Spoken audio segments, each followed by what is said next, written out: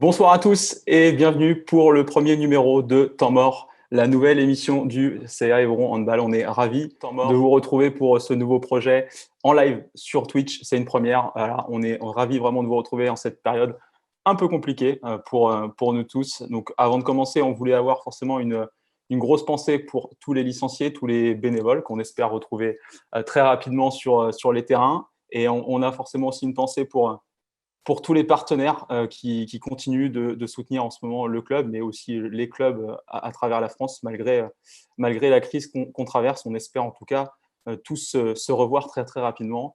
Au programme de l'émission, cette émission, ça fait quelques mois qu'on travaille dessus. On va discuter, on va échanger, on va essayer de prendre du plaisir pendant une heure en parlant handball. Hein, c'est ce qui nous rassemble tous. N'hésitez pas tout de suite à poser vos questions dans le chat ou faire des remarques. On essaiera d'y répondre au plus vite. Voilà. Chaque numéro, on aura l'honneur d'avoir un invité, mais aussi des licenciés, puisque évidemment, l'objectif, c'était d'avoir des licenciés qui étaient au cœur du projet. Aujourd'hui, on va parler Jeux Olympiques, on va parler handball féminin sur le territoire des Pays de la Loire, et on fera un focus sur notre invité dans la deuxième et troisième partie de l'émission. L'invité du jour, il est CTS de la Ligue des Pays de la Loire, il est aussi analyste vidéo pour l'équipe de France féminine. Et je crois que d'ailleurs, il est actuellement à la maison du handball pour une préparation d'un regroupement avec l'équipe de France. Il s'agit de David Burguin et David est avec nous. Salut David, comment tu vas? Salut Nathan, merci de m'accueillir. Écoute, ça va bien après une journée passée à la maison du hand en formation pour le coup avec des collègues des staffs des équipes de France. Écoute, content de participer à votre initiative que je trouve vraiment sympa. Je suis content de te revoir. J'aurais préféré que ce soit physiquement, mais bon, a priori, pour ça va attendre un peu. Donc voilà, merci à toi. Merci. En tout cas, voilà, merci. Moi, je tenais aussi à te remercier, et puis au nom du club, d'avoir dit oui sans hésitation au projet, et puis d'être, entre guillemets, voilà, on va dire un petit peu le parrain sur cette première. On va aussi avoir avec nous, et moi, ça me tenait fortement à cœur, en plus avec la période qu'on traverse, des licenciés. Donc voilà, à chaque numéro, on essaiera, nous, au sein du club, de faire participer des licenciés. Aujourd'hui, alors pour ceux qui sont du club, forcément, on les connaît, mais pour ceux qui ne sont pas du club, vous ne les connaissez pas, on a Thomas qui est avec nous. Salut Thomas, comment tu vas? Salut, ça va très bien. Et on a Merci. Clémence et Jean-Charles, le magnifique binôme, qui va être aussi avec nous pendant une heure. Comment vous allez? Ça va. Nickel, Ça va? Ça va. Faut savoir que voilà, Clémence est très très stressée. Alors sur les commentaires, n'hésitez pas à détendre tout ça. Au programme, voilà, je l'ai dit, on va parler Jeux Olympiques, on va parler aussi handball féminin sur la région Pays de la Loire. Forcément, c'est ce qui aussi nous intéresse. Et puis après, on parlera un petit peu plus de toi, David. La première chose, on s'est eu au téléphone, on ne va pas se mentir, pour préparer l'émission. Sur le plan, on va dire national, voire même international, du coup, on a un événement qui arrive cet été, qui devait avoir lieu l'année dernière, mais Covid oblige, qui aura lieu cet été. C'est les Jeux Olympiques 2021. Première question, et puis on pourra tous réagir après. David, toi, d'un point de vue, on va dire, de spectateur, qu'est-ce que ça représente, les Jeux Olympiques, sachant qu'en plus, tu vas y participer dans le staff de l'équipe de France? Qu'est-ce que ça représente pour toi? Bah écoute, ce que ça représente pour moi, je pense comme pour beaucoup de sportifs, c'est un peu un Graal quand même, les Jeux Olympiques. C'est l'épreuve ultime dans laquelle est réunie absolument toutes les disciplines dites olympiques, sur lesquelles se côtoient toutes on va dire les meilleurs sportifs de toutes les activités de la planète. Et c'est vraiment symbolique comme épreuve. Il y a un caractère absolu en termes de performance sportive. Il y a un caractère historique dans l'histoire du sport. Ouais, non, c'est clairement un objectif, je pense, pour tout sportif de participer de près ou de loin à cet événement-là. Moi, j'ai déjà eu la chance de participer en tant que spectateur pour le coup aux Jeux en 2012. J'ai fait quasiment toute la période des Jeux à Londres. Donc voilà, j'ai vécu l'événement en tant que spectateur, c'était incroyable, vraiment incroyable. Et le tournoi handball était incroyable. Le tournoi, enfin après les autres activités, j'ai eu la chance de rentrer dans le stade d'athlétisme dans la course du Usain Bolt. Donc c'est vraiment, ouais, c'est mythique, clairement. On a bien compris, et je pense que de toute façon, on est un peu tous d'accord là-dessus. Pour revenir sur la partie handball, on a la chance d'avoir les deux équipes de France qui sont qualifiées. Les filles qui se sont qualifiées brillamment grâce au titre de championne d'Europe en 2018. Les garçons, on a tous suivi récemment le TQO à Montpellier. Toi, selon toi, quels sont les objectifs, on va dire, que peuvent se fixer ces deux équipes de France sur les Jeux Olympiques là, cet été? Je crois sincèrement que les Jeux Olympiques, à partir du moment où ça n'arrive que tous les 4 ans, il n'y a finalement qu'un seul objectif, en termes de résultats en tout cas, qu'un seul objectif recherché, c'est de décrocher une médaille. D'autant plus que la dernière sortie, alors les garçons ont déjà gagné le titre, hein, mais sur la dernière sortie, ça a été 2 finales qui se sont soldées sur des médailles d'argent. Je pense que les équipes vont avec la ferme ambition de faire une médaille dans un premier temps et forcément de gagner la plus belle des médailles au bout du tournoi, quoi. Clem, toi, tu avais une question par rapport à ça ou une remarque par rapport aux Jeux Olympiques? Oui, concernant le groupe des filles, qu'est-ce que vous pensez du groupe dans lequel sont tombées les filles pour les JO? Est-ce que c'est un groupe assez relevé? C'était quoi vos réactions quand vous avez vu le tirage? Bah, nous, ce qu'on voit, c'est qu'on a une majorité d'Européens dans la poule, on sait que l'Euro, les équipes européennes, ce sont des équipes très, très relevées, très coriaces à jouer. Donc voilà, nous, on voit ça, c'est forcément une poule compliquée, mais en même temps, sur 2 poules de 6, il n'y a pas vraiment de fausses équipes, hein, donc tous les matchs, a priori, sont intenses et compliqués sur des Jeux Olympiques.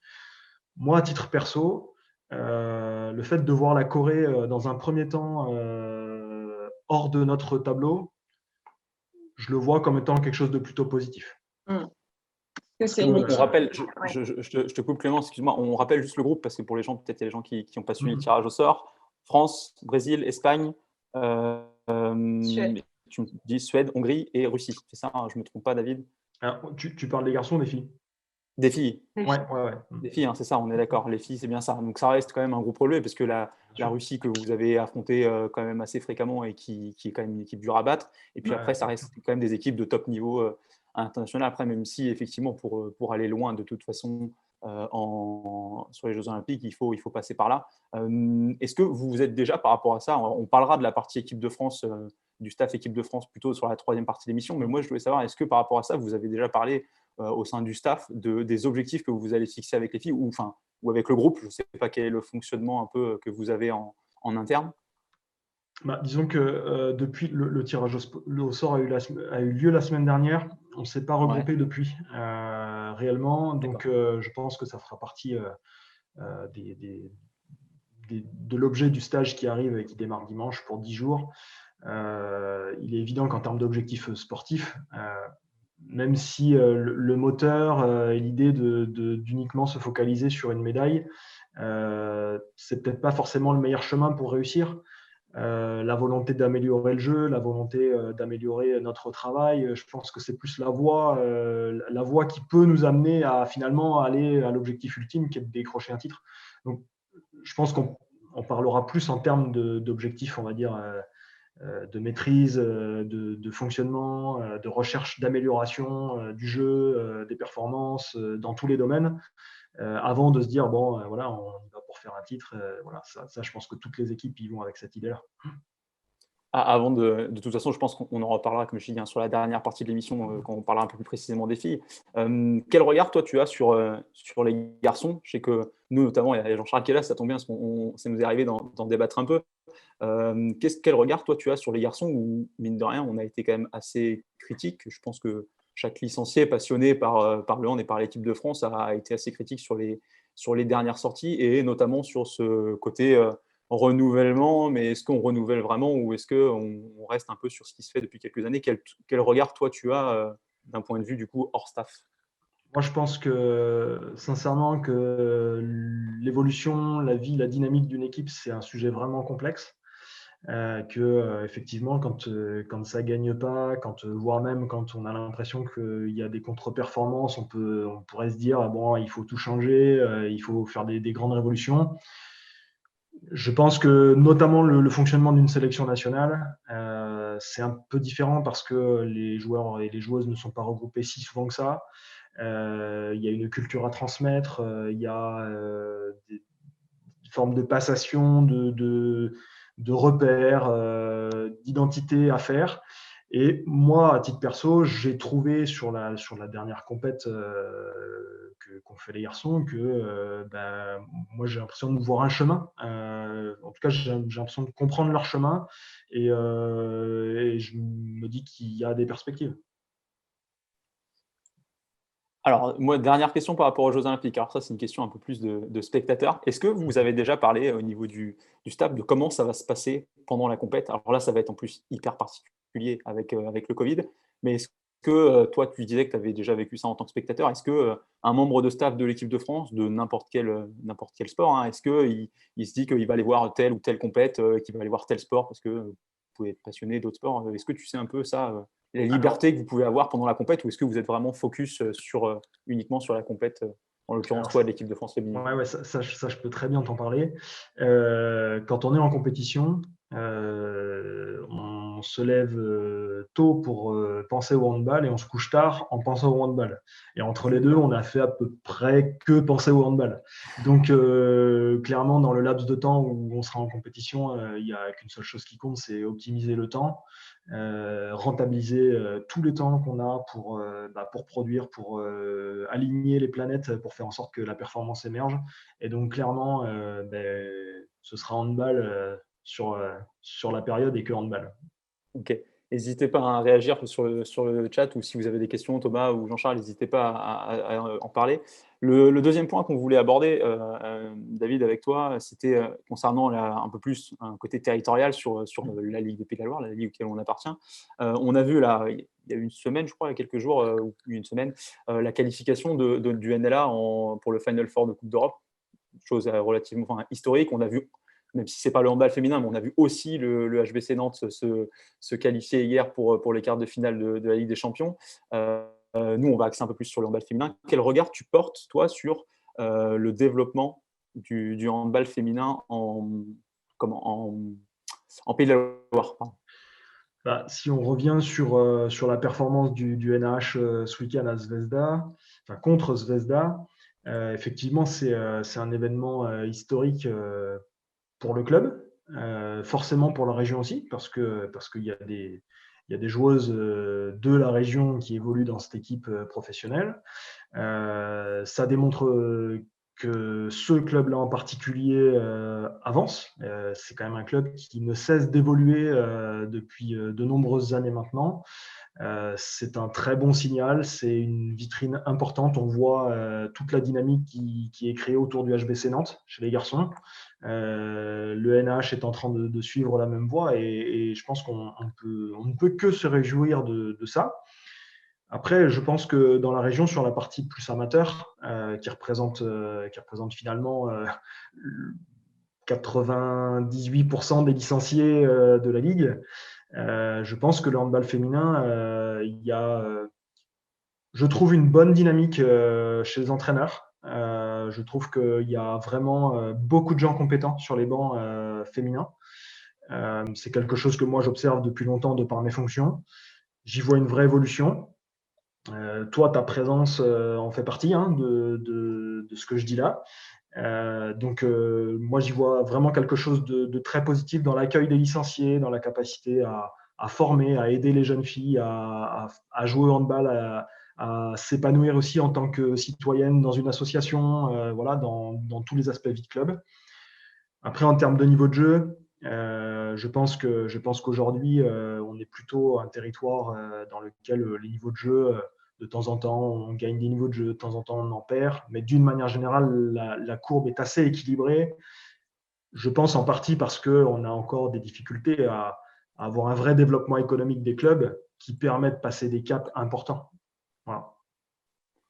Alors, ça tombe bien qu'on parle de ça, puisque nous, au club à Évron, on est d'autant plus concernés, puisqu'on voit une vraie évolution sur la filière filles qu'on n'avait pas depuis des années. Alors, il y a plein de facteurs, tu l'as dit, hein, l'évolution des cadres. Mais nous, on a un vrai point qui nous semble et qui est très dur pour nous à analyser. Et encore une fois, ça tombe bien que Jean-Charles soit là, parce que c'est un sujet qu'on a souvent débattu, sur la fidélisation des garçons et des filles. Moi, je trouve qu'arrivé à un certain âge, les garçons, on a une sorte de difficulté à les garder, à les sentir, enfin, se faire sentir concernés par la pratique, alors que les filles, on a beaucoup moins cette difficulté. Et nous, c'est une chose qu'on ressent au club et qu'on arrive à voir. Est-ce que toi, dans tes fonctions et dans les discussions que tu peux avoir avec les autres clubs, est-ce que c'est une généralité? Et surtout, est-ce qu'il y a des explications à ça selon toi? Alors, c'est effectivement un sujet dont on parle pour au moins une fois par semaine, parce que c'est un enjeu essentiel de la vie de la fédération, qu'on fait les mêmes constats que vous. On n'a pas la sensation aujourd'hui de faire un constat différent entre les garçons et les filles, par contre. On a l'impression qu'en ce moment, les filles décrochent moins à entre 17 et 22 ans que les garçons. C'est une réalité, mais il n'y a pas un écart qui est si significatif que ça. Alors, ça tombe bien que tu évoques ce sujet-là parce que en fait, ça va de pair avec les préoccupations de la commission territoriale d'organisation des championnats. Parce qu'en fait, justement, vous avez une équipe moins de 20 à Évron. Non. Non, pardon. Ouais. Non, en fait, ce championnat moins de 20, tu vois, aujourd'hui, il est en pleine réflexion par rapport à la réforme des années d'âge, justement pour faire en sorte que ce championnat, ce soit un championnat qui permette le passage de 17 ans, je vis chez mes parents, à 22 ans, peut-être que je suis allé dans une autre ville pour mes études, et que ce championnat serve un petit peu de passerelle pour maintenir la licence. Et il y a toute une réflexion qui est menée en ce moment par les instances régionales sur ce sujet-là pour construire une offre de pratique qui réponde à des filles qui veulent se centrer sur les études, donc peut-être un peu moins s'entraîner, mais continuer à s'amuser au handball sans que le passage soit trop dur. D'un autre côté, qu'on soit aussi capable d'accueillir en fait des filles qui arrivent dans une ville, qui veulent faire du handball, qui viennent dans un club, mais si le club, enfin moi je l'ai vécu à Angers, Angers quand j'entraînais la N3, quelquefois j'avais des filles en septembre qui venaient me voir en me disant j'aimerais bien jouer au handball, j'ai jamais joué au handball, je suis un peu sportive, et en fait on n'avait pas d'offre de pratique. Ce qui fait que ces filles-là, elles voulaient faire du handball, puis finalement, elles ne restent pas parce qu'elles n'y trouvent pas leur compte. Donc, c'est vraiment au cœur des problématiques, de nos problématiques, de nos réflexions à la Ligue. Et le sujet est complexe, parce que si quelqu'un avait trouvé une réponse stable et fiable en France, il l'aurait partagée depuis longtemps. On a l'impression, sur le bilan notamment des championnats moins de 20, qu'il nous a permis, par rapport aux garçons, de casser un peu cette dynamique de fuite des licenciés. Clem, tu voulais réagir? Ouais, alors c'était plutôt moi, mais non, je suis entièrement d'accord avec ce que tu dis. Et on se rend compte aussi qu'on a besoin de leur proposer beaucoup plus de choses, d'avoir des entraîneurs beaucoup plus qualifiés, de leur demander d'avoir beaucoup d'animation et beaucoup de choses dans le club pour qu'on les entraîne à rester. Et au-delà de ça, on a aussi beaucoup de consommateurs du handball et de moins en moins de gens qui veulent vraiment s'impliquer dans le club. Et ça, on a des difficultés, nous, aussi par rapport à ça. Je ne sais pas si c'est général un peu et si tu retrouves ce genre de choses partout, mais ça, c'est aussi une difficulté. Ouais. Beaucoup de clubs témoignent de ce que tu évoques là, clairement. Et d'autres activités, ils sont passés avant nous sur la pratique de consommation et l'émergence de toutes les pratiques libres, non licenciées, non fédérales, où finalement les associations ont quand même perdu beaucoup de gens il y a déjà une dizaine d'années parce que ces pratiques libres, les gens pratiquent quand ils veulent, où ils veulent, et puis sans contrainte finalement, et puis sans rien devoir à personne. C'est effectivement une évolution du modèle. Après, c'est pour ça que c'est aussi à nous de réinventer un peu certaines formes de pratiques, d'où l'émergence du Handa 4. De ce côté, un peu, on organise un match comme ça sur le pouce, un peu on est capable de s'auto-arbitrer, il n'y a pas trop de contact, de danger, donc on peut jouer rapidement, même si il y a des gens qui ont déjà, ça fait un petit moment qu'ils jouent au handball, puis d'autres qui débutent. C'est vraiment toute la philosophie de ces nouvelles pratiques qui émerge. Je pense que ce sera aussi un des enjeux de l'essor du beach. Il peut se jouer aussi ailleurs que sur la plage, dans tous les city-stades qu'il y a dans les villes, qu'on peut investir dans cette pratique-là. Mais ouais, Après, je sais que, pardon, à nos niveaux aussi, on a, alors ça, c'est dû au fait qu'en Mayenne, on n'a pas beaucoup de clubs. Je sais qu'on a des difficultés aussi dues au déplacement des équipes. Nous, je sais que on peut être amené, alors qu'on a un niveau qui n'est pas forcément très élevé chez les garçons, parce qu'on est en honneur région, donc voilà, c'est bien, mais c'est pas non plus un niveau exceptionnel. Et du coup, on sait qu'on a des difficultés pour faire les grands déplacements, que le handball prenne autant de temps dans un week-end, en fait. Et, pour un niveau qui n'est finalement pas si élevé que ça. Donc, il y a aussi toute cette difficulté-là, en fait. Et c'est vrai que des fois, on est un petit peu énervé contre la Ligue où on se dit il pourrait nous mettre plus de matchs à côté de chez nous. Sur la composition des poules. Sur la composition des championnats, ouais. Où des fois, on se dit que, mine de rien, ça joue sur beaucoup de choses. Cette composition des championnats, ça joue pas seulement sur le fait de se déplacer, mais aussi, oui, sur l'envie, la motivation des gens, sur beaucoup de choses, quoi. Et, complètement. Pour participer à ces réunions où sont décidées les compositions des poules en fin d'année, c'est un casse-tête, c'est un vrai casse-tête. C'est des réunions qui sont très très longues, justement pour arbitrer ce que tu évoques là, entre le besoin de pas trop se déplacer et en même temps la volonté de certains clubs de dépasser vraiment leur périmètre pour éviter de rejouer des équipes qu'ils ont l'habitude de jouer en local. Et cet équilibre, il est d'une complexité réel. Ah oui. Et de toute façon, le levier, il est clair, hein, tu l'as évoqué. Le levier, c'est développer le nombre de licenciés. Ouais. On parlait du coup de sujets d'actualité et je pense qu'on va y revenir quand on va parler quand on va rentrer dans la deuxième partie avec toi, David, puisqu'on va parler un petit peu de ton rôle de CTS, puisque c'est vrai, on l'a dit en présentation, hein, tu es CTS de la Ligue des Pays de la Loire, mais pour beaucoup, je pense que c'est déjà une appellation qui est assez floue. Donc, après, si tu veux bien, tu pourras nous l'expliquer. Juste un petit retour, si ça ne te dérange pas, parce que j'aimerais, moi, savoir de toi, c'est quel est ton parcours, hein, de manière succincte, hein, mais quel est ton parcours jusqu'à ce que tu sois arrivé, on va dire, à aujourd'hui? Ouais, en fait, moi, mon parcours, il est assez simple, il est assez direct. J'ai fait des études STAPS, tout ce qu'il y a de plus classique. À la base, je m'orientais à la sortie du bac pour un projet plutôt dans l'enseignement. Et puis, au fur et à mesure des stages, j'ai entraîné très tôt. J'ai vraiment beaucoup entraîné pendant que j'étais étudiant.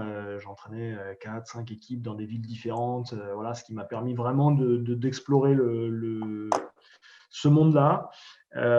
Et puis, j'allais partir pour m'engager sur une thèse en psychologie du sport. Et puis, il y a eu l'opportunité d'un poste qui se créait à la Ligue, qui se libérait à la Ligue. Je bossais déjà sur l'équipe technique régionale. J'ai postulé, j'ai été pris, j'ai arrêté mes études, j'ai commencé à bosser. Voilà comment j'y suis arrivé. Ok.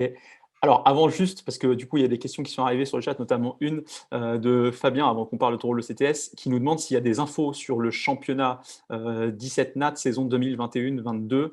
Est-ce qu'il y aura des places sur dossier pour les équipes moins de 16 régions 2020-2021 ? Alors, je suppose que ça concerne la moins 17 nationale féminine. Et ça tombe bien, puisque c'est moi une question que j'ai posée aussi à la coque. J'ai mis un peu de temps à avoir une réponse d'ailleurs, David, je préfère te le dire. Mais est-ce que tu peux nous dire, toi, si tu as des infos par rapport à ça? Alors moi, je n'ai pas plus d'infos que ça, surtout dans la mesure où c'est vraiment un dossier sur lequel la commission d'organisation des championnats est souveraine. Ce qui est certain, c'est que les options qui sont sur la table, c'est dossier, ayant droit sur des clubs, sur des gens qui avaient l'habitude de fréquenter ces niveaux-là. Il y aura, à mon avis, et encore une fois, ça n'engage que moi, forcément une partie d'accédants qui se joueront sur des dossiers. Ok, d'accord. J'espère que, en tout cas, pour la réponse pour Fabien était claire pour le chat. N'hésitez pas, encore une fois, merci pour déjà les commentaires. Et puis, n'hésitez pas si vous avez des questions. On parlait du coup de ton rôle, on est arrivé sur ton rôle de CTS. Est-ce que tu peux nous expliquer qu'est-ce qu'un CTS et quelles sont les missions pour que les gens ils soient un peu aussi au courant? Dis-nous, vas-y. Sincèrement, le métier de CTS, c'est vraiment difficile à décrire. Même avec ma famille, j'ai du mal à leur expliquer ce que je fais. D'accord, ok. Alors en fait, pour être le plus clair possible, donc CTS, conseiller technique sportif. Moi, je suis agent de l'État, c'est-à-dire que je suis fonctionnaire d'État. Je ne suis pas salarié à la Ligue, je ne suis pas salarié à la Fédération. Je suis vraiment une forme de subvention de l'État en direction du monde fédéral. Alors, mon rôle, il est on va dire, résumé dans j'accompagne la Ligue de handball des Pays de la Loire, parce que je suis affecté en Pays de la Loire, pour construire, mener son projet, le projet de la Ligue, essayer de faire en sorte le plus souvent possible qu'il colle aux orientations de l'État. Tout simplement parce que c'est une association qui est subventionnée avec des fonds publics et l'idée, c'est comment essayer de créer des synergies entre l'action, le déploiement du handball sur le territoire et les orientations de l'État en termes de citoyenneté, d'accessibilité à la pratique, d'égalité. Voilà. Et évidemment, après, il y a les missions plus spécifiques que j'occupe en ce moment, qui sont le renouvellement du haut niveau. Et d'où, après, ma mission, on va dire une de mes missions centrales sur la Ligue, qui est d'encadrer le PPF et plus particulièrement le pôle espoir à Seville. Justement, alors ça tombe bien que tu en parles, on était en train de montrer des images, nous, sur le live que vous pouvez voir, c'est les images d'un reportage qui a été fait sur le pôle espoir. Est-ce que tu peux, parce que tout le monde ne sait pas et n'est pas au courant de ce que c'est plus précisément un pôle espoir, qu'est-ce que c'est, à quoi ça sert, qui peut y prétendre? Est-ce que tu peux nous l'expliquer de manière plus simple possible, on va dire? Oui, bien sûr. Un pôle espoir, c'est un lycée. Je vais parler des élèves plus que de la structure. C'est des élèves qui sont des lycéennes comme les autres, qui construisent un parcours post-bac avec des études, un projet socio-professionnel et qui en même temps font du handball. Mais elles ne font pas du handball 2 fois par semaine, elles s'entraînent pour certaines 2 fois par jour, en plus de leurs cours. Maintenant, pour y postuler, toutes les licenciées d'une génération d'âge, c'est-à-dire que cette année, les 2007 les joueuses qui sont nées en 2007 sont les filles qu'on va rentrer prioritairement sur le pôle. Mais c'est une organisation ultra sélective dans la mesure où elle s'oriente vers le haut niveau et que notre responsabilité à nous, c'est de sélectionner les joueuses qui ont un ensemble de caractéristiques pour accéder au haut niveau et de ne pas leurrer celles qui ne seraient pas dans cette voie-là. Donc ça, c'est la première chose. Quelquefois, on se trompe. J'espère que souvent, on réussit. En tout cas, on a l'habitude de permettre à pas mal de joueuses de la région finalement d'émerger dans le secteur professionnel. Et voilà, ça, c'est l'idée générale. Maintenant, c'est une structure exigeante qui fait beaucoup de déçus, on le sait. Le concours du pôle, pour tout vous dire, à la fin de la journée du concours, moi, je vois tout le monde en entretien pour leur dire oui ou non. Et à la fin de la journée, j'ai dit généralement oui à 4-5 personnes et j'ai dit non à 30. Donc, je mesure la déception des gens. Moi, j'ai une question par rapport à ça, justement, par rapport aux rentrées au pôle et du coup de la politique qui en découle. C'est quels sont les critères choisis pour rentrer au pôle, les caractéristiques et tu vois la question où je veux aller, j'imagine, c'est on a un peu l'impression, alors et c'est peut-être l'évolution du sport qui veut ça, mais que du coup il n'y a plus que des grandes qui peuvent rentrer au pôle, même si elles ne savent pas jouer au handball, que de toute façon on pourra leur apprendre à jouer au hand, mais si elles sont grandes et qu'elles sautent, ça fonctionne. Donc voilà, qu'est-ce que tu peux nous dire par rapport à ça et c'est vrai, ces critères-là? Juste David, je complète la question parce que c'est vrai que pour le grand public, alors pour ceux qui connaissent, qui sont un peu dans le circuit, c'est assez précis, mais pour le grand public, Jean, il a raison là-dessus. On a vraiment une vision du pôle. Si je caricature un peu, c'est on prend les grandes ou les gauchères. Voilà. Ouais, c'est ça. Est-ce que tu peux, du coup, toi, préciser un peu ou répondre à Jean par rapport à ça? En fait, ce que vous m'évoquez là, je ne suis pas du tout surpris. Il y a une forme de réalité dans ce que vous évoquez, mais ça occulte tout le reste. Aujourd'hui, le pôle espoir, c'est des joueuses qui sont identifiées sur un certain nombre de paramètres que je vais vous citer. Le premier, c'est tout ce qui va être de l'ordre des qualités physiques. Et je parle bien des qualités physiques, de vitesse, de puissance, d'explosivité. Voilà. des caractéristiques un petit peu hors normes, parce que le monde du haut niveau, c'est un univers hors norme. Il y a dans les paramètres, on va dire, dans ces critères, le physique. Quand je dis le physique, c'est la morphologie, notamment la taille, l'envergure, qui est un paramètre très important dans le handball. Vous voyez, un paramètre aussi terrible que ça puisse être, mais la taille des mains est un paramètre important parce qu'à un moment donné, il y a des choses quand on a une petite main qu'on ne peut pas faire avec le ballon et qui devient rédhibitoire à certains niveaux. Donc voilà, la latéralité gauchère-droitière, c'est une évidence. 7% de gauchères dans la population. Donc quand on trouve des gauchères, de temps en temps, elles sont pas vraiment au niveau. Elles ont plein de manques. Mais sauf que s'il y a 7% de gauchères dans la population, dans le haut niveau, il y en a au moins 4 par équipe. Et donc en fait, les ratios, tout de suite, les ratios, ils sont complètement inversés. Donc voilà.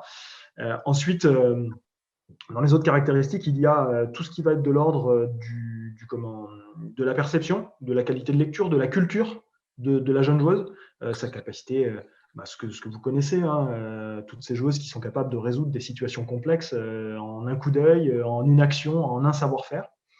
Et ensuite, on va dire l'autre paramètre, mais souvent on essaye d'évaluer au mieux avant l'entrée en pôle, mais qui généralement s'évalue de manière assez certaine à la fin de la première année de pôle, c'est la détermination au projet, se rendre compte de ce que c'est qu'un pôle, d'un projet de carrière de haut niveau, et la capacité de transformation et d'évolution. Voilà. Pour tout vous dire, pour vous parler des morphologies, moi au pôle, on a des joueuses d'1m60. Et on en a aussi d'1m83. Ouais, alors c'est quoi la répartition entre les deux? 1m83, il y en a une. Des joueuses en dessous d'1m70, je te dirais que je les vois, sans me tromper, 3, dont une d'1m60. Et après, c'est une ventilation sur le reste, mais il y a pas tant que ça de joueuses autour d'1m80. Mais par contre, c'est sûr que la joueuse d'1m60, elle a des qualités physiques exceptionnelles. Ouais. C'est bien en tout cas d'avoir cet éclairage-là, David, parce que c'est vrai que, comme je te disais, dans les clubs, les licenciés, ils ne connaissent pas forcément tout ça, et même si vous l'expliquez pour les joueuses qui forcément font des candidatures, etc. Mais c'est vrai qu'on évoquait avant l'émission le fait que Clémence n'a jamais été en équipe départementale. Non, mais voilà, aujourd'hui, c'est une joueuse qui joue. Elle n'avait pas le niveau. Elle avait pas le niveau. Voilà. Non, mais c'est-à-dire que quand on est plus jeune, alors vous, au pôle, vous le faites, mais les explications, elles ne sont pas toujours données. Et c'est vrai que c'est bien d'avoir ton éclairage à ce sujet-là, puisque ça nous permet au moins de comprendre aussi, vous, comment vous fonctionnez. Et puis, du coup, pour la plupart, on va dire, des gens, de ne pas juste se dire que le critère, c'est une grande et puis une gauchère. Voilà. En tout cas, c'est bien. On avait une question par rapport à ce que pour tu toi. dis, si je peux juste ajouter un mot, c'est que ce que tu dis, c'est très important. On a d'énormes progrès à faire sur la com. Parce qu'il y a beaucoup de monde, on a du mal à communiquer avec tout le monde. Vous voyez, avant, on envoyait sur les retours de candidature sur le pôle, on envoyait un courrier. Maintenant, on voit les gens en entretien. On s'appelle. On essaye d'avancer, mais vous savez très bien que c'est un sujet complexe. Mais moi, je partage. On doit rendre ce dispositif qui est sélectif le plus humain possible. Même si il faut aussi, je pense que la plupart des licenciés comprennent aussi que vous êtes aussi là pour. Enfin, il y a des critères à respecter et que vous devez aussi avoir des résultats et vous ne pouvez pas non plus n'importe quoi. La question qu'on avait, ça ne concerne pas le pôle, on va y revenir après. Sur le chat, est-ce qu'à terme, sur des petits clubs qui sont à proximité, c'est mieux de se rapprocher pour créer des conventions jeunes ou alors c'est mieux d'aller voir vers les plus gros clubs pour avoir des effectifs plus importants mais moins d'équipes en championnat? Est-ce que tu peux donner un éclairage là-dessus? Moi, je pense. La réponse d'idéaliste, c'est ni l'un ni l'autre. Je pense que la meilleure des solutions, c'est de réussir à amener les licenciés à créer de l'énergie autour d'eux pour créer des équipes. Et que dans leur club, dans leur école, dans leur quartier, dans leurs voisins, quand il manque une ou deux joueuses dans l'équipe, que ce soit les licenciés qui disent viens jouer avec nous, on a besoin de monde, on s'y amuse plutôt bien, on y passe du bon temps, en plus vos parents ils vont se voir dans les tribunes, vous allez voir c'est sympa, on boit un pot à la fin du match, on fait des soirées dans le club. Je pense que c'est ça, la meilleure réponse c'est ça, mais ça c'est le monde idéal. Et Après, moi, je pense que le fait de faire des regroupements de joueuses à outrance, je ne crois pas que ce soit une bonne chose à long terme. Parce qu'en fait, qu'est-ce qu'on fait quand on fait ça? On appauvrit un petit peu le terreau. Et finalement, qu'est-ce qui va se passer là où, quand il y avait 2 clubs, 2 groupes de joueuses, et bien dans chaque groupe de joueuses, il allait y avoir 4, 5 meilleures joueuses dans chaque groupe. Et bien à la fin, il ne reste plus que 4, 5 meilleures joueuses d'un groupe. Et je pense qu'à travers ces stratégies-là, on perd des joueuses qui sont des futures joueuses de Excellence Région, Pré-National, National 3, voire National 2. Et moi, sincèrement, c'est un phénomène qui m'inquiète. Et c'est aussi pour ça qu'à la Ligue, aujourd'hui, on a un regard très serré, qui est quelquefois difficile à comprendre pour les clubs, sur les conventions. Mais je suis un peu étonné par ce que tu dis, pardon, hein, je me permets de prendre la parole, mais parce que des fois, dans les critères de la Ligue, des comités, de la Fédé, on a l'impression que les règles qui sont établies font qu'on est obligé de se rapprocher de plus gros clubs parce que sinon, on est incapable de répondre à ces règles, que ce soit des règles d'arbitrage, que ce soit des règles, enfin voilà, toutes les règles qui sont mises en place et qui, en fait, font que nous, on est incapable de faire ça et que si on a par exemple une équipe qui surperforme par rapport à d'habitude, on ne peut pas l'accompagner parce que les règles sont beaucoup trop strictes et font mourir des petits clubs en fait. Du coup, ce que tu dis, tu vois, c'est un effet pervers de la CMCD. Parce qu'en fait, la CMCD, pour tout le monde qui correspond aux anciennes obligations, et CMCD, ça veut bien dire contribution mutualisée des clubs au développement.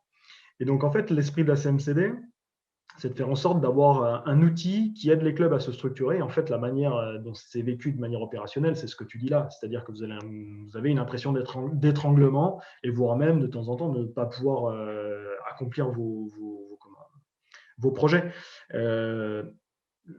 Malheureusement, tu vois, cette remarque-là, moi, je ne peux pas faire autrement que de te dire que je comprends ce que tu dis et qu'aujourd'hui, et pareil, cette CNCD, elle est re-questionnée parce qu'on voit bien qu'elle ne répond pas forcément à cet objectif d'aider les clubs à se développer. On a des questions sur le chat, je vais te les remonter, David, par rapport à alors, ça devait être par rapport à ce que tu as dit juste avant. Il y avait Fabien qui nous dit donc les jeunes en milieu rural, selon toi, ne pourraient pas atteindre des niveaux de jeu supérieurs.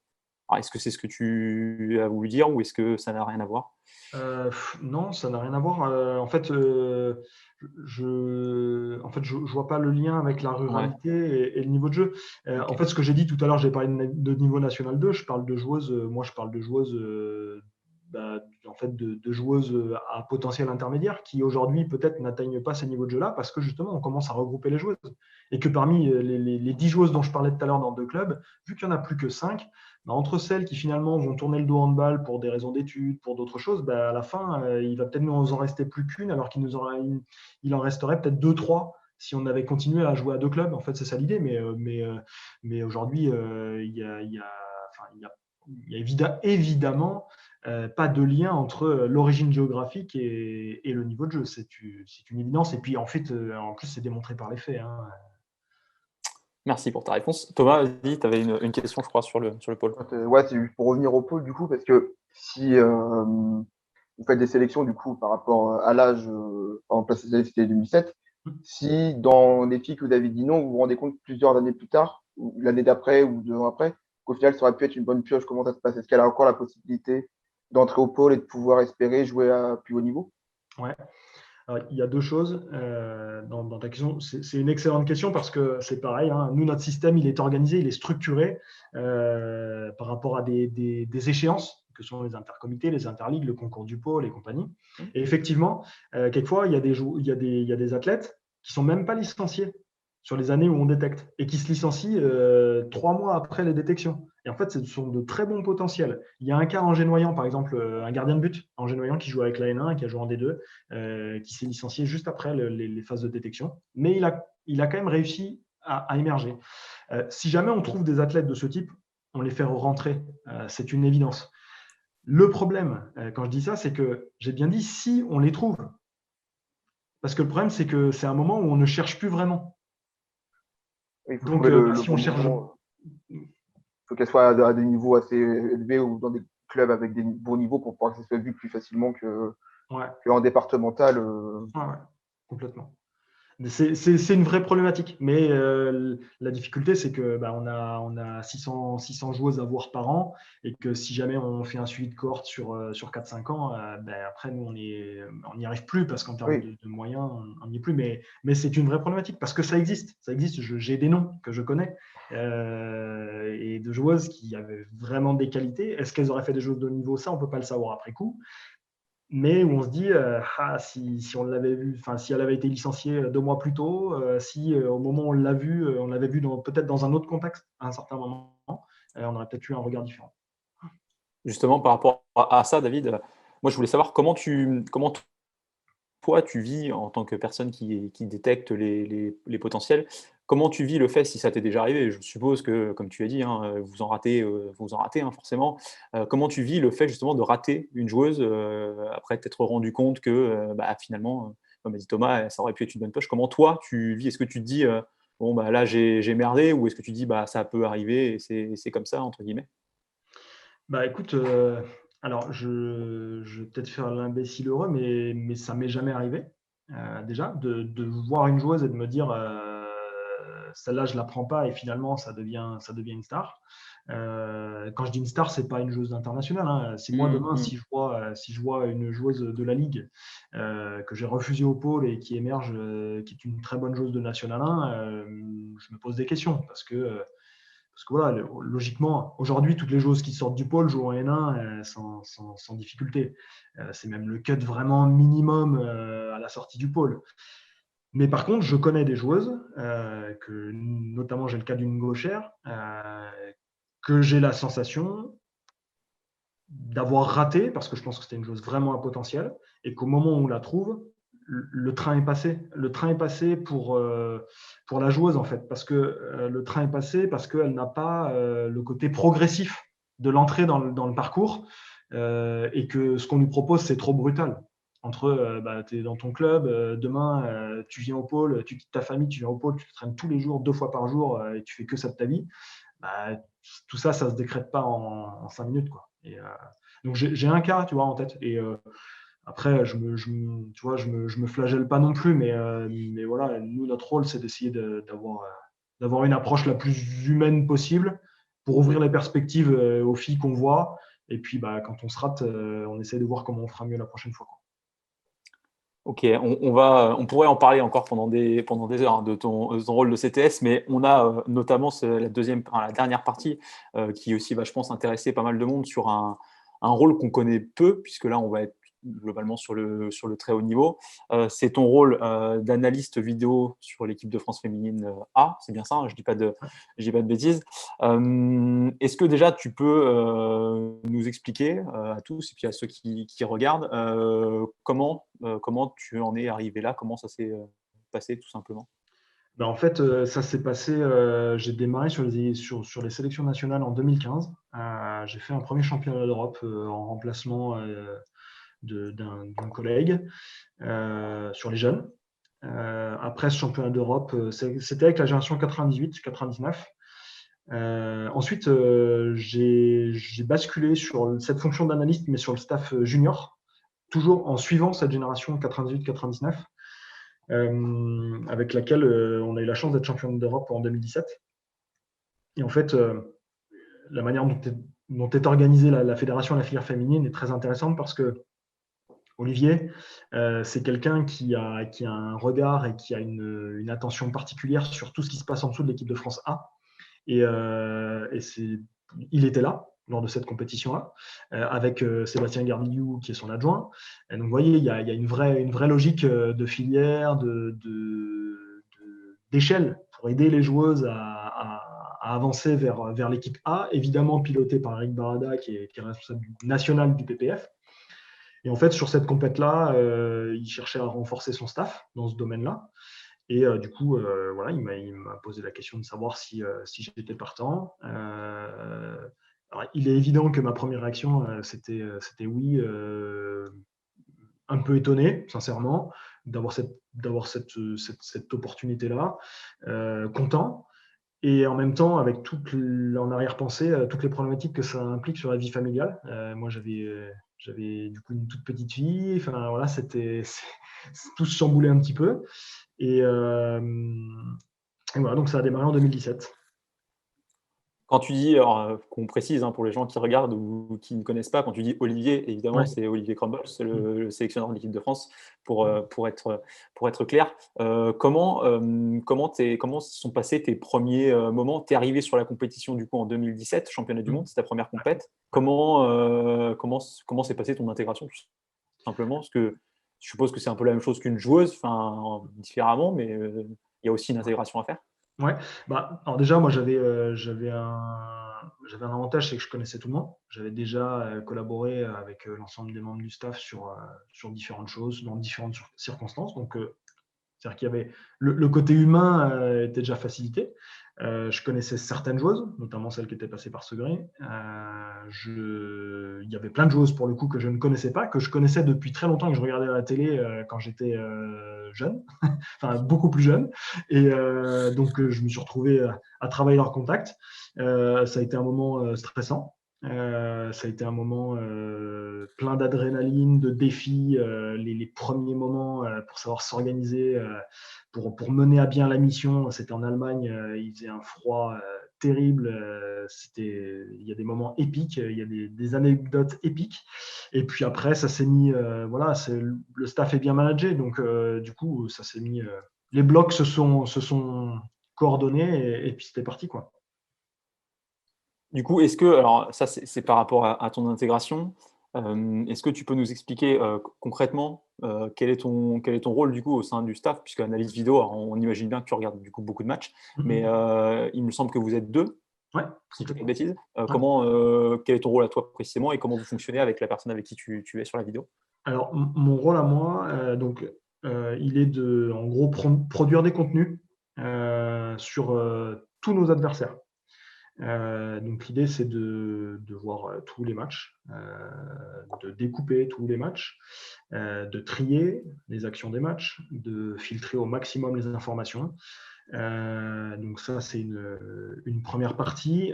Évidemment, d'être capable de parler de l'adversaire, de donner les grandes lignes de l'adversaire, de transmettre des contenus à l'entraîneur adjoint, à Olivier quand c'est nécessaire, mais plutôt vers l'entraîneur adjoint, Sébastien Gardillou, et de faire des allers-retours sur les observations. Donc, ça, c'est une partie. La deuxième partie, il est plutôt la production de contenu en direction des joueuses. Toujours dans la perspective de la préparation des adversaires. Donc, en fait, on anime une plateforme sur laquelle qu'on alimente en contenu, que les joueuses vont consommer. Il faut que les choses soient le plus claires possible, que l'information soit disponible et pertinente le plus vite possible quand on passe d'un match à l'autre, selon les formules de compétition. Donc voilà, ça c'est mon rôle prioritaire en compétition. Et le collègue qui était là avant moi sur cette mission, lui, il est centré vraiment sur le jeu de l'équipe de France, l'analyse des prestations individuelles des joueuses de l'équipe de France. Voilà, c'est comme ça qu'on est répartis. Alors, il y a des moments où ça se chevauche parce qu'on travaille ensemble, on a des habitudes ensemble, mais quand il faut se mettre en ordre de marche et qu'il n'y a plus un centimètre d'adaptation, c'est jamais ça, mais quand il faut vraiment être très précis dans les timings et compagnie, voilà la répartition des tâches. Alors on a quelques questions là, sur le chat. Il y a Fabien qui nous demande, ça c'est plutôt technique, est-ce qu'il existe une alternative gratuite à Dartiche? Pour info, Dartiche, pour que les gens qui ne savent pas, c'est le logiciel dont tu te sers pour réaliser tout ce qui est analyse vidéo et tout ce qui concerne la vidéo dans le rang. Est-ce que tu connais ou est-ce qu'il y a une alternative gratuite qui existe ou pas? Aujourd'hui, il y a une partie gratuite chez Kinovea. Donc, c'est un soft qui a une partie en logiciel libre. Donc, ça, c'est pour ceux qui veulent faire de la vidéo. Après, on vient de découvrir un logiciel qui s'appelle Steasi. C'est une boîte canadienne qui, à mon avis, est vraiment intéressante. C'est en fait un outil qui permet de faire des statistiques que vous avez envie de faire pendant les matchs. C'est quelque chose qui peut être utilisé par des licenciés, par des parents, par des non-licenciés. C'est assez facile de prise en main. Par contre, il n'y a pas de lien avec la vidéo. Mais si jamais vous avez une approche un peu statistique, un peu, on va dire, objectif des prestations. C'est un outil qui existe. Il y en a d'autres, hein, mais en tout cas, voilà, 2 logiciels pour répondre à cette question-là. Pour info d'ailleurs, pour ceux qui sont intéressés, qui regardent sur le chat, je sais que les copains de entraînementhandball.fr ont fait des tutos, et pour l'avoir utilisé moi sur le dernier Euro, justement parce qu'on a fait un petit jeu par rapport à ça, c'est vrai que Steezy, pour ceux qui veulent utiliser de la prise de stats, là, Fabien, c'est assez facile d'utilisation et c'est assez intéressant. Après, c'est vrai que de toute façon, pour la vidéo, il n'existe pas grand-chose. Une autre question qu'on pose, c'est de combien de personnes se compose un staff? En gros, combien de personnes dans le staff de l'équipe de France? Et est-ce qu'il y a des différenciations avec le staff médical? Alors, il y a 5 techniques. C'est-à-dire qu'il y a, on va dire, 2 entraîneurs, Olivier, Sébastien. Il y a 2 analystes, Christophe et moi. Il y a un préparateur physique, qui est Pierre Terzi. Il y a ensuite, dans le pôle médical, il y a un médecin, 3 kinés, un préparateur mental. Il y a dans la sphère logistique un logisticien qui est quelqu'un de très important dans le staff, qui bosse comme une bête pendant toutes les compétitions pour éviter tous les couacs organisationnels. Et il y a une attachée de presse. Voilà. Après, il y a régulièrement photographes, des gens, mais bon, le staff officiel s'arrête là. Et dans tout ce staff, combien participeront à la sélection des 14 joueuses qui pourront partir aux Jeux Olympiques? C'est une bonne question. Je pense que dans ce domaine-là, en fait, Olivier, c'est Olivier qui décide. Je pense que le binôme Olivier-Sébastien, c'est finalement ceux qui sont à la baguette de ce type de décision. Mais Olivier écoute.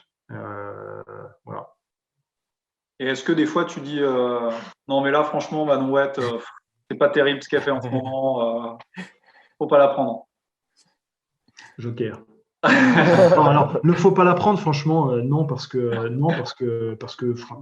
Olivier est évidemment souverain, que quand il a besoin d'infos, quand il a besoin d'informations, il vient vers nous pour nous les donner. Il y a une interaction, bien évidemment, hein, mais ouais, non, on ne dit pas ce genre de choses. Autre question, David, pour toi, on nous demande quel sentiment tu as de voir Manouette ou Estelle Nzemiko, qui vient des Pays de la Loire, aujourd'hui à un tel niveau. On rappelle quand même Estelle Nzemiko, élue meilleure joueuse du dernier Euro en 2020. Quelle sensation, qu'est-ce que tu ressens toi quand tu vois leur évolution? Bah écoute, moi je suis vraiment content parce qu'en plus ce sont 2 joueuses. En fait, j'ai l'impression on a un peu grandi ensemble à certains moments, parce que moi je suis arrivé jeune entraîneur sur le pôle quand elle fréquentait le pôle aussi. Manon, je l'ai même eu en sélection régionale à l'époque. J'étais même pas encore salarié de la ligue. Et ouais, sincèrement, si on m'avait dit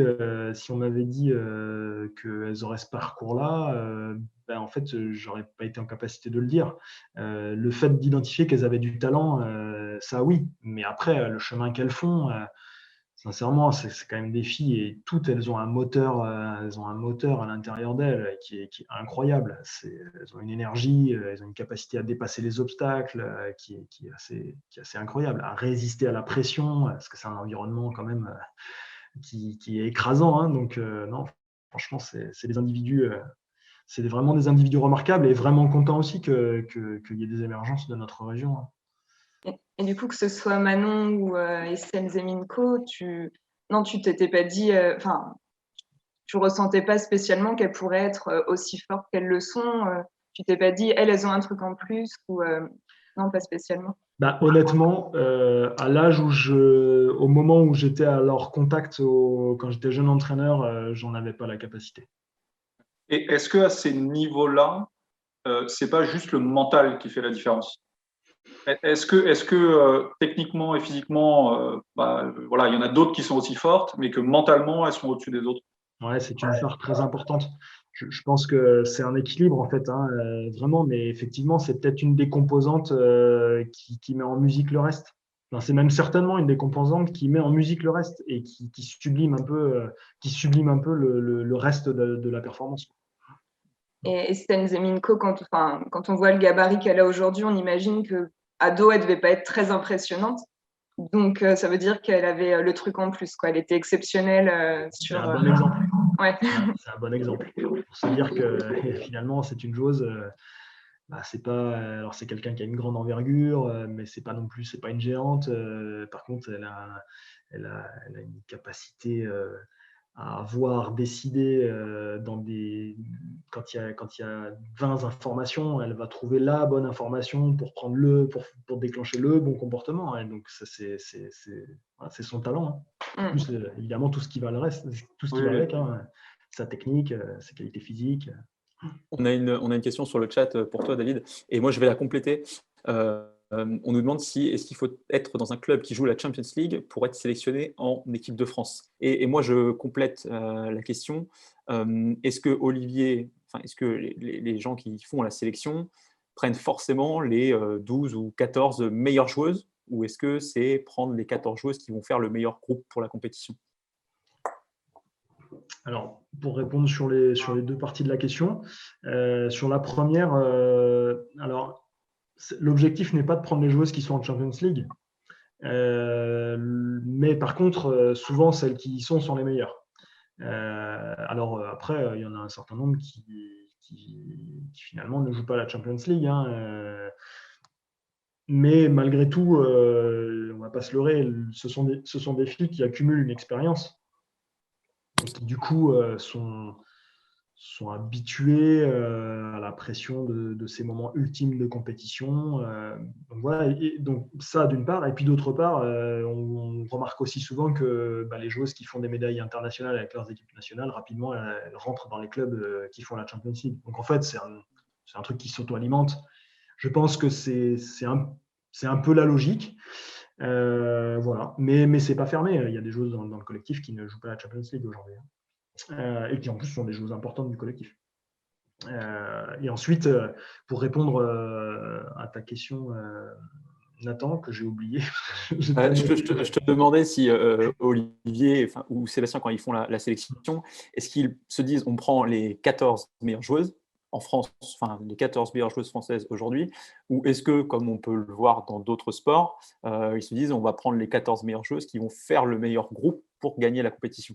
Ouais, c'est la deuxième option. C'est la deuxième option. Parce que à cette place-là, comme un entraîneur pro d'une équipe pro, le seul objectif, c'est de faire des résultats. L'existence de l'équipe nationale n'est qu'à travers les résultats. C'est la seule raison de l'existence de ces équipes. Donc la performance prime surtout, et trouver les équilibres pour composer un groupe, pour à la fois allier la performance sportive, la capacité à vivre ensemble, c'est important. Alors, Pardon, j'allais dire, tu remarques qu'on a plein de questions sur le fonctionnement de l'équipe de France. Si tu veux nous envoyer Olivier Crumbles, il n'y a pas de souci. On recherche un entraîneur pour notre équipe senior garçon au club d'Evron. Si jamais Olivier Crumbles est intéressé, on lui passe l'invitation. Tu pourras lui transmettre si tu veux. Je lui transmettrai. Cool. J'avais encore deux questions. Alors cette fois, je vais te les poser une par une comme ça, on va pas oublier. La première, c'est on voit des fois des reportages qui ont été faits par Beansport où on voit un peu les insides de l'équipe de France, et puis ça arrive de te voir dessus, où on voit que des fois tu bosses jusqu'à des heures pas possibles. En volume, combien tu es amené à regarder de matchs ou d'heures de vidéos de hand pendant une compète? Est-ce que tu sais à peu près ou pas? Sincèrement, je ne saurais pas te dire, et puis à la limite, je préfère pas quantifier. Parce que je pense que si j'en parle à un ophtalmo, il va me dire t'es en train de détruire tes yeux. Ok. Mais on fait que ça, hein, donc. Ouais. Et la deuxième question, moi, du coup, c'est qu'on voit aussi beaucoup les filles, entre guillemets, avec on les voit dans les vidéos avec leur carnet en train de noter, etc. Est-ce que toi, tu es dans le circuit depuis longtemps, est-ce que tu vois une évolution sur la demande des joueuses sur de la vidéo ou pas, par rapport à… Oui, complètement. On sent qu'il y a des vraies évolutions dans la place de cet outil. On sent aussi que les outils ont évolué et que le rendu est meilleur. Parce que pour une joueuse, passer 2-3 heures à se faire de la vidéo sur des images de mauvaise qualité qui font mal aux yeux, c'est compliqué. Et c'est pour ça que nous, la qualité de l'image qu'on sort est un paramètre important pour diminuer la fatigue des joueuses. Ça fait partie des éléments.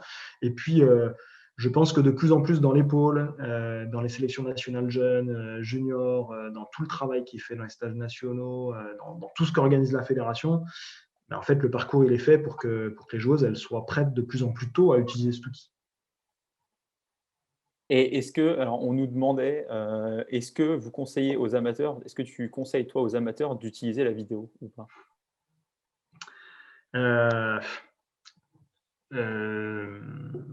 Franchement, Oui. non. Je vais répondre non, quitte à être un peu en contre-pied. Moi, je conseille surtout, parce qu'en fait, je dis non parce que c'est quelque chose qui prend du temps. Il faut avoir de la ressource. Et donc le non, parce que moi, je pense que la priorité, c'est de créer de la convivialité, de passer d'excellents moments ensemble, d'avoir envie d'être ensemble.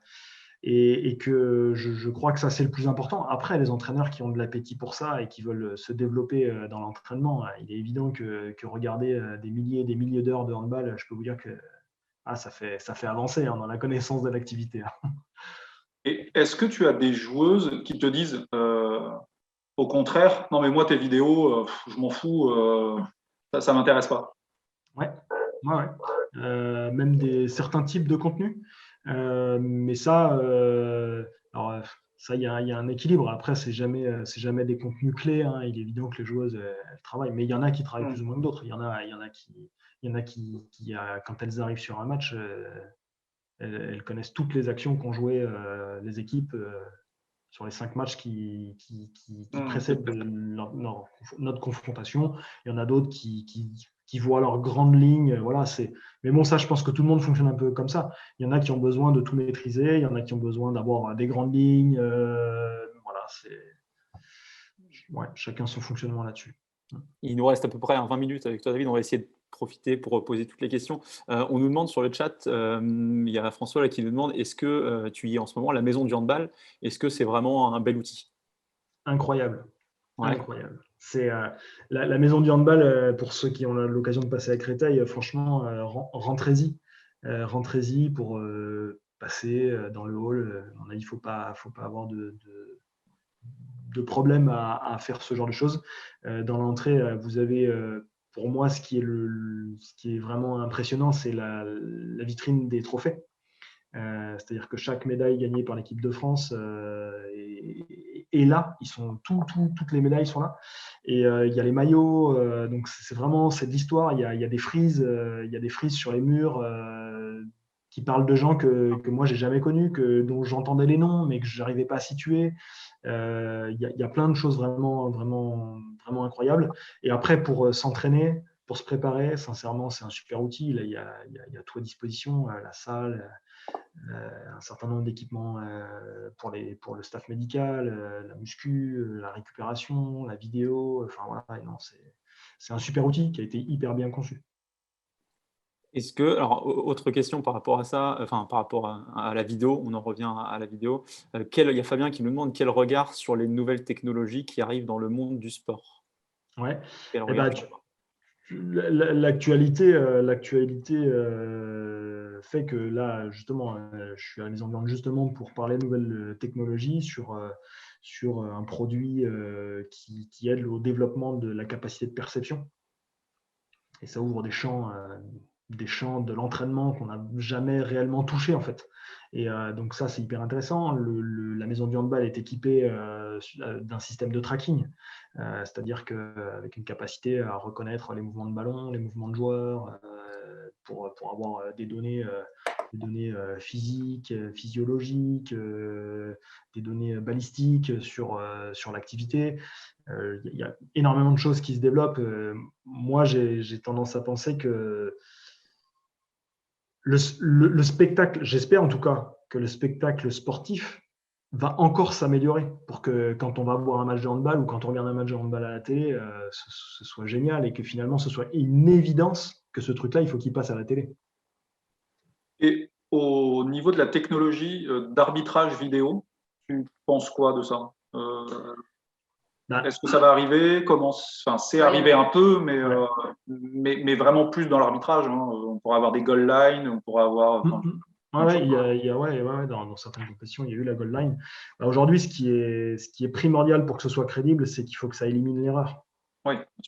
Parce que sinon, si on utilise des outils qui coupent l'activité, le jeu, le spectacle, pour finalement produire une décision avec erreur, dans ces cas-là, laissons aux arbitres la capacité à faire des erreurs, intégrons-le comme étant un paramètre, et puis laissons le spectacle sportif se dérouler. Voilà. Moi, c'est ma position. Après, j'imagine qu'elle n'est sans doute pas partagée. Je sais que ce n'est pas quelque chose dont je discute avec beaucoup de monde, mais voilà, ma réponse et ma conviction, c'est celle-là. Dernière question sur la vidéo avant qu'on clôt le chapitre équipe de France, même si encore une fois, là, il nous faudrait peut-être 1 heure de plus pour pouvoir en parler avec toi. On nous demande quelle joueuse demande le plus de vidéos. Est-ce que c'est plutôt les joueuses de champ ou les gardiennes? Alors, les gardiennes travaillent beaucoup, ont une bonne autonomie, mais de par la spécificité de leur poste, mais je pense que celle qui travaille le plus la vidéo, c'est Béatrice Edwige. D'accord. Le défenseur. Et elle. Et c'est-à-dire que elle, quand tu dis elle est demandeuse, elle vient vous demander à chaque fois des vidéos en plus, ou elle regarde beaucoup et elle s'appuie beaucoup là-dessus? Non, parce qu'en fait, on a un fonctionnement où de base, elles peuvent avoir accès à tout. Et après, par système de filtre, elles vont choisir une plus ou moins grosse quantité d'images. Mais elle a une approche méticuleuse, rigoureuse, précise de tous ses adversaires. C'est des filles qui travaillent. Et je vous promets qu'il y a les matchs de handball, il y a les soins, il y a l'entraînement, il y a la vidéo, et les filles, elles bullent pas entre les matchs, clairement. Dernière question pour toi, David, et ça c'est la question un peu spectateur. Selon toi, qui est aujourd'hui, dans le groupe que vous avez aujourd'hui, qui est la meilleure joueuse de l'équipe? T'as pas le droit d'avoir de joker, sinon tu n'auras pas de joker sur la suite. Donc, tu es obligé de répondre. C'est raide. T'es joker maintenant ou joker après, comme tu veux. Moi, je te conseille de le prendre maintenant. Mais Non, je vais faire un peu de langue de bois. Je sais pas, Estelle Zeminko, elle a été élue meilleure joueuse de l'Euro. D'accord, ok. Ça va, c'est une bonne réponse. Ok. On va passer avec. Ouais, c'est ça. On va passer avec toi, David, un petit quiz rapidement. Tu connais le principe, je pense. Tu as 2 choix de réponse. Tu as droit à un joker. Je te laisse un joker cette fois, d'accord? Tu dois répondre très rapidement, comme ça, après, on passera au quiz. T'es prêt? C'est bon? Ouais. Attention, en plus, j'ai essayé de trouver des infos pour te mettre un peu en difficulté. Alors, Bretagne ou Pays de la Loire? Bretagne, hein. Je suis désolé, mais. Interpol ou Jeux Olympiques? Jeux Olympiques. Ok. Estelle Nzemiko ou Manon Wett?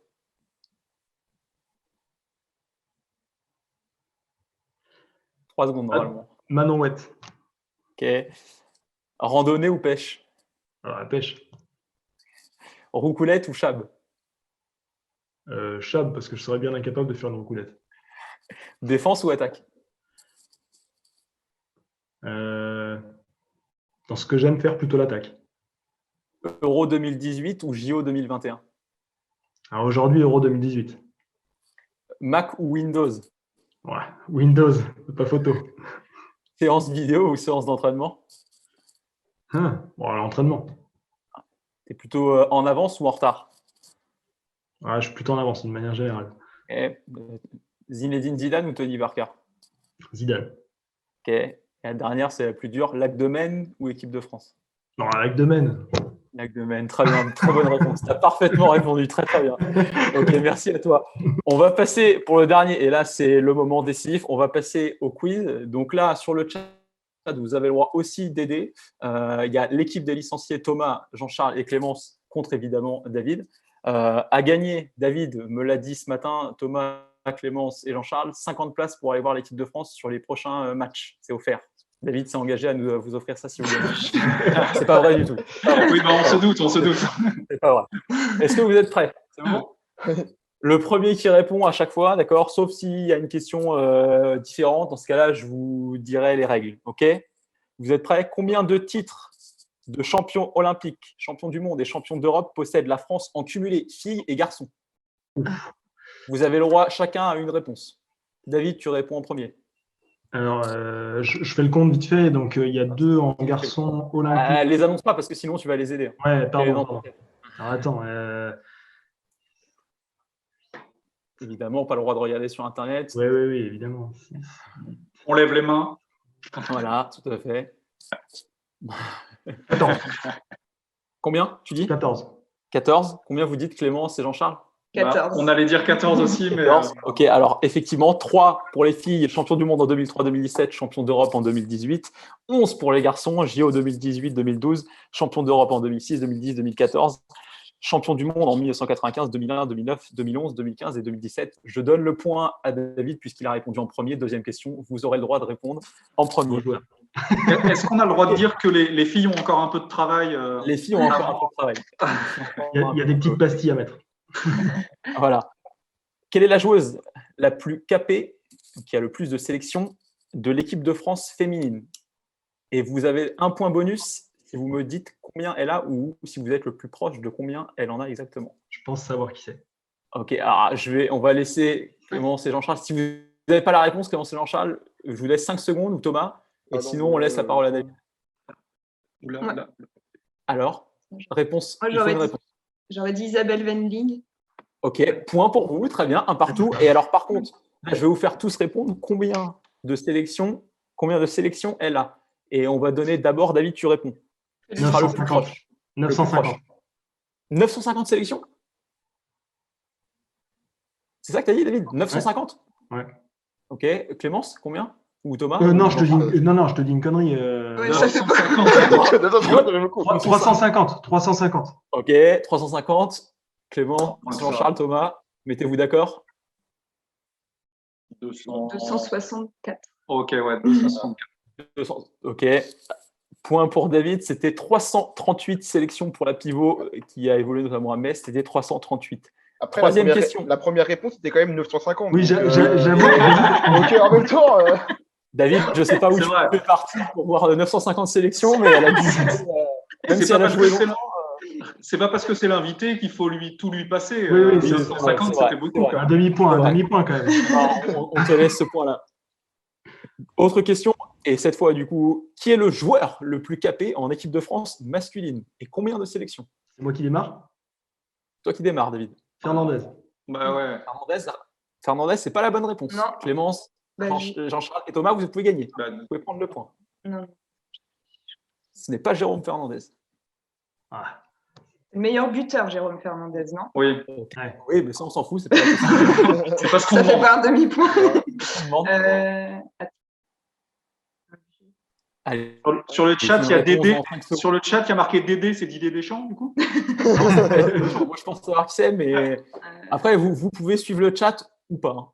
Bah ouais, mais on nous dit pas grand-chose sur le chat. Ouais, bah ouais. 5. Allez, il faut une réponse là. C'est bon. Ah, peut-être Guigou, ouais. Eh bien non, aucun point. La réponse J'aurais dit c'était ça derrière aussi. C'était Jackson Richardson. Ah ouais? Et est-ce que vous êtes capable de me trouver combien de matchs il a joué? Ça peut vous faire un point.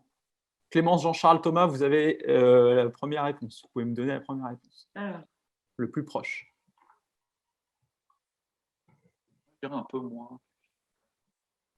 C'est 336, c'est ça? Combien? 295. 300.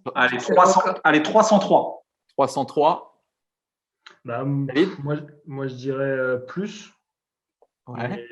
Plus que alors, si tu penses que c'est plus, dis 304, tu prendras pas de risque. Non, mais ouais, 400. Ouais, bonne réponse, c'était 417 matchs. Alors, on ne sait pas exactement le décompte des matchs, mais c'était 417. Ok. Quatrième question. Pour info, il y a 8 questions en tout. On est à la moitié. Okay. 3-1 pour David, il me semble. C'est ça? Oui, 3-1 pour David. Ouais.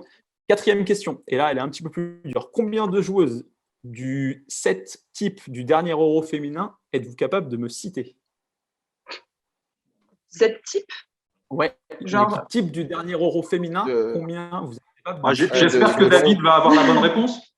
Je vais en avoir quelques-unes, mais peut-être pas tout le monde. Hein. Alors, combien? Là, c'est les enchères. Si vous pouvez monter. David, combien tu penses t'en as? Je vais commencer par 1.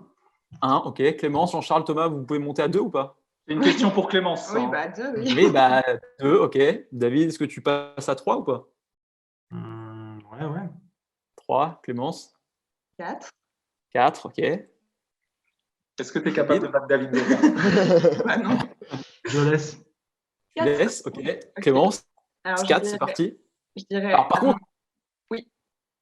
s'il y a une erreur, Clémence, s'il y a une erreur, Ouais. c'est perdu. Faut pas. Ok. Alors, Amandine Leno. Tu me dis oui au fur et à mesure ou pas? Ok, mais c'est déjà perdu, Clémence. C'est vrai. Elle est Clémence, pas. c'est déjà perdu. Elle n'est pas dans le 7. Alors, David, Ah je vais te laisser. Du coup, tu avais 3. David, vas-y, les 3 pour valider ton point, David. Ouais. Oftedal. Ah non, Sydney bah Oftedal, pardon. c'est bon. Sydney Oftedal, c'est bon. Ça fait une. Ah, c'était. J'avais pas compris la question. Moi, j'avais compris. Oui. C'était le 7 de Je l'Euro. pense que dans les buts, c'est Pijevic, la Croate. Eh bien, mauvaise réponse, David. Du coup, pas de point. Non, mais on n'avait pas compris la question, nous. Ok, alors vous allez voir la prochaine. Je vous donne le 7 quand même. Sandra Toft dans les buts. Kabiaere, à l'aile gauche. Vladena Brovninovka, arrière gauche. Sydney Oftedal, demi-centre. Nora Mork, arrière droite. Radicevic, à l'aile droite. Et Anna Debelic en pivot. Tu peux nous redire Bro quoi? J'en aurais eu 2. Alors, pour info, sur ma fiche, je l'avais noté joueuse imprononçable russe. J'ai tenté. Bobrovnikova. C'est ça, voilà. Merci Ah oui. David, tu maîtrises mieux. Merci Simon sur les commentaires de te moquer, c'est sympa. Cinquième question, toujours 3, vous pouvez toujours revenir. Citez-moi, et là, réponse d'abord à la team licenciée, citez-moi dans l'ordre les 4 premiers du dernier championnat du monde masculin qui avait lieu en Égypte. Les 4 premières équipes, donc champion du monde, le finaliste, 3e et 4e. Alors, Norvège. Danemark. Alors, Danemark. Non, Danemark.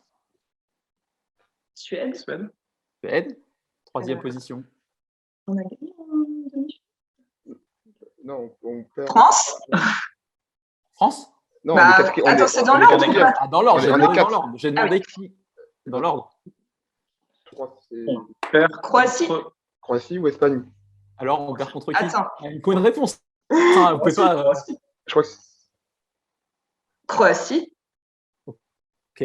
David, est-ce que toi, tu as le bon ordre? Bah, moi, je dirais Danemark, Suède, Espagne, France. Ah, Espagne. Espagne. Bonne réponse, point pour David. Danemark, Oh là Suède, là, on est nul. Je On est sers nul, vraiment à là. rien parce que je l'ai dit Espagne, mais on m'écoute pas. Donc, Pardon. Il faut vous mettre d'accord. 6e question. Quelle est la seule joueuse? Là, c'est le premier qui répond. Le premier qui répond, il a le point. Quelle est la seule joueuse française à avoir été élue meilleure joueuse du monde? Alison Pinault. Bien joué. Point pour Clémence. Clémence, tu peux avoir un point bonus si tu me donnes l'année. Et il n'y a que la team licenciée, vu que David, tu n'as pas été assez rapide, il n'y a que la team licenciée qui peut donner l'année. 2012. 2012, c'était pas ça, tu n'auras pas de points. David, est-ce que tu sais, même si tu n'as pas de points? Ben moi, je te dirais, je pense que c'était sur une compète. Attends, 15, 13. 2009. 2009, tu vois, je la voyais aussi. Absolument pas. Absolument pas. Avant-dernière question. Attention, alors là, c'est un petit jeu. Il faut que vous retrouviez les joueurs ou joueuses que je vais vous donner avec les clubs que je vais vous donner. C'est-à-dire que c'est les clubs par lesquels ils sont passés. Ce n'est pas forcément dans l'ordre, d'accord? Vous devez retrouver les joueurs. Vous pouvez me stopper. Dès que vous l'avez, vous avez autant de propositions que vous voulez. On démarre avec le premier. Il est hyper facile. C'est un joueur qui est passé par Montpellier, Kiel. Karabatic. Alors, il me faut le prénom. Nicolas Karabatic. Point pour David. Très bien, David. Je finis Montpellier, Aix et Barcelone, puis PSG. Nicolas Karabatic. Bon point pour toi, David. Deuxième joueuse. Alors, c'est une joueuse cette fois. Bègle, Toulouse. Arvor 29. Lacrabert. Oui, Alexandra Lacrabert. Très bien. Point pour Clément. Nathan, il est surpris. Tu l'avais pas, David?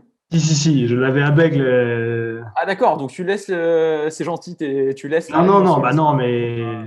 Il est fair play. Vous avez le droit de me couper. Allez, troisième joueur. C'est un joueur cette fois. Et celui-là, il est un petit peu plus dur. Celui qui le trouve, il est fort. Split, Metkovic, Portland San Antonio, Zagreb, Ciudad Real et Wetzlar. C'est pas que des Français, du coup. Ah non, c'est pas que des Français. Non, ça aurait été trop facile. Voilà, Balic. Balic. Ouais, Balic. Bien joué, bien joué. Ouais, bravo. Ivano Balic, très bien. Bravo. Point pour David. Alors, on n'a plus les scores. J'ai pas noté les scores. Je pense que David est On large. gagne. Non, je pense Non, qu'on je crois gagne. qu'on gagne. David, tu es largement devant.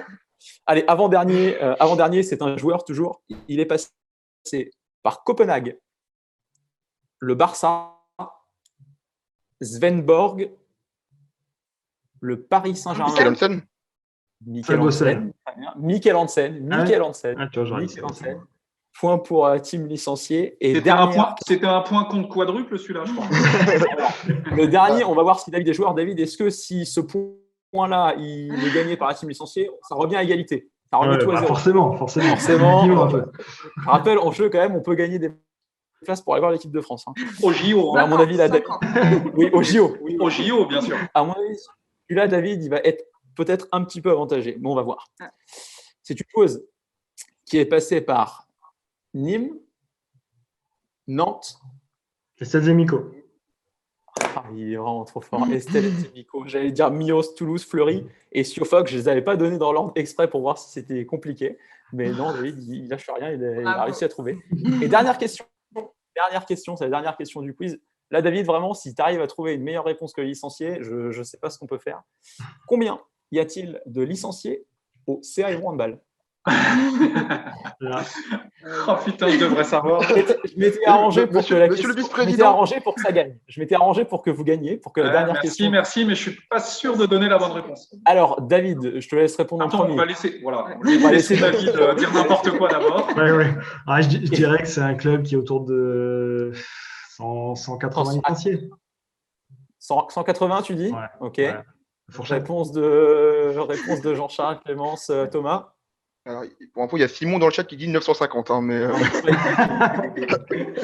ouais, le problème, c'est que 180, il est pas mal, je crois. On doit avoir 186. Ouais, c'est ça. On est pas mal.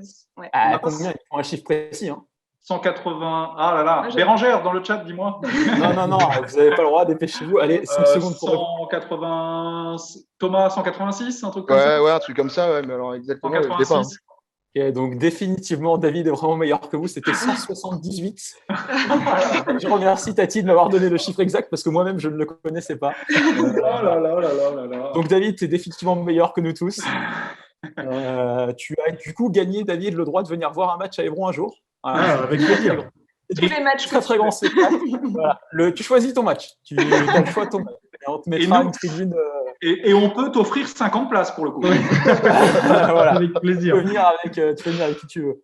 Bon, c'est le moment pour moi déjà de vous remercier d'avoir été là. Je m'adresse à Clémence, Jean-Charles et Thomas. C'était cool de vous avoir. Je remercie aussi tous les gens sur le chat qui ont joué le jeu. C'était vraiment top de vous avoir. Je ne sais pas combien on a été dans le chat sur le live au maximum, mais c'était vraiment sympa pour cette première.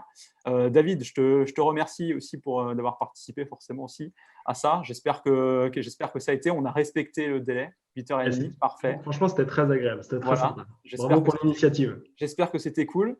On compte sur toi pour nous envoyer Estelle Zemico. On aimerait bien l'avoir dans l'émission si jamais un jour elle se dit qu'elle pourrait participer, ça pourrait être top. Voilà, Nicolas Karabatic et Estelle Zemico, ça pourrait être sympa. Je vois les cibles.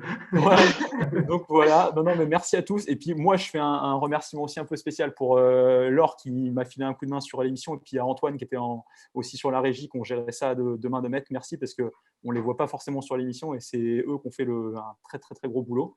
Et puis merci au club aussi quand même d'avoir permis de lancer ce projet-là. C'était cool. J'espère que vous serez encore plus nombreux sur la deuxième émission. L'invité est déjà prêt. Voilà, on essaiera de faire ça d'ici 2 semaines. On continuera à parler handball et puis en espérant que le prochain quiz sera remporté par la team licenciée. Merci à tous. Salut, ciao. Merci. Merci, au revoir. Salut.